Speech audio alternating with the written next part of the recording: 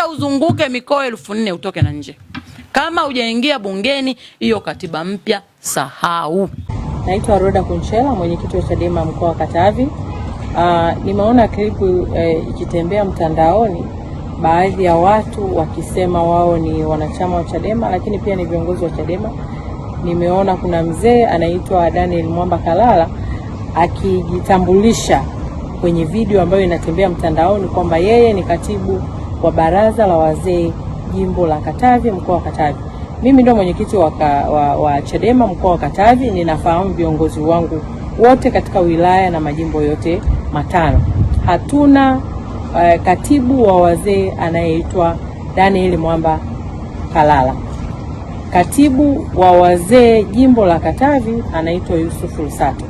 Lakini pia nimeona video nyingine, kuna msichana akijitambulisha anaitwa Elizabeth Sigera akijitambulisha kwamba yeye ni katibu wa baraza la vijana mkoa wa Katavi.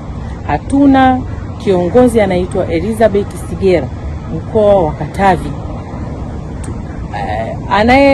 Anayechukua nafasi ya katibu wa vijana mkoa wa Katavi anaitwa Muhoja Makoi. Huyu ndio katibu wa baraza la vijana mkoa wa Katavi.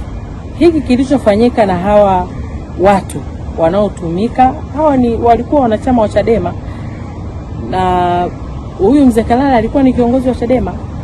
Mwaka jana wakaenda Chauma na wakafanya kampeni zao huko. Kwa hiyo hiki wanachokifanya ni kitendo cha kitapeli cha kutafuta pesa kwa njia za uongo na kuchafua taasisi kubwa kama Chadema. Kwa mimi kama mwenyekiti wa mkoa pamoja na baraza la uongozi la Chadema mkoa wa Katavi, hatutakubali chama hiki kuendelea kuchezewa na watu wachache wanaosaka tonge ili waendeshe maisha yao. Tutachukua hatua na tutawapeleka mahakamani. Tunataka tuonyeshe mfano kwa kuanzia na huyu mzee Daniel Mwamba Kalala, lakini pia na huyu msichana aliyejitambulisha kwamba yeye ni katibu wa baraza la vijana mkoa wa Katavi, Elizabeth Sigera. Tunataka tuonyeshe mfano kwa sababu hatutakubali taasisi hii inayoaminika na Watanzania nchi nzima, kimbilio la Watanzania linalopambania haki katika taifa hili, lichezewe na watu wachache. Hawa ni wanachama wa Chauma na sio viongozi wa Chadema. Tumekuwa na vikao vingi vya kuhusiana na maandamano. Ukikaa kidogo, maandamano yanahusiana na nini? Ama toka tumeanza maandamano tumefaidika na nini?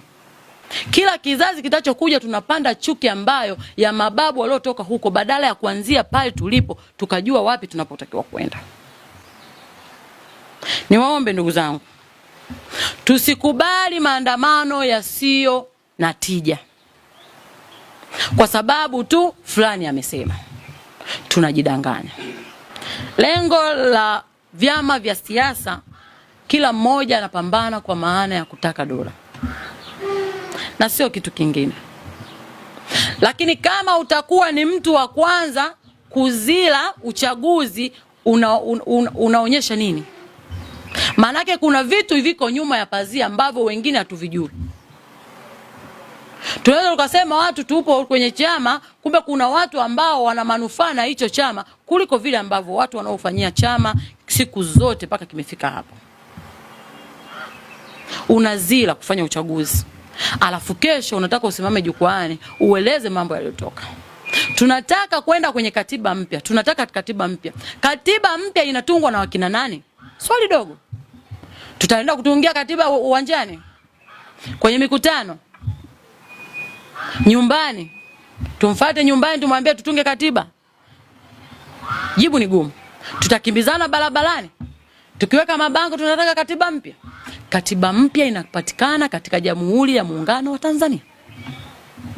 Maana yake tunahitaji sasa tupambanie wabunge wa kutosha waende bungeni wakatutengenezee mfumo wa katiba mpya. Badala yake tutajidanganya mpaka dunia igeuke, hakutakuwa katiba mpya. Utataka katiba mpya, watakao kuwa wameingia ni wabunge ambao ni wale wale wa kijani. Kesho watakuletea katiba ile ile au wataongeza vitu vigumu, uje tena ulalamike useme unataka tena katiba mpya. Mambo ya ovyo. Mimi niwaombe wa Tanzania, niwaombe waandishi wa habari,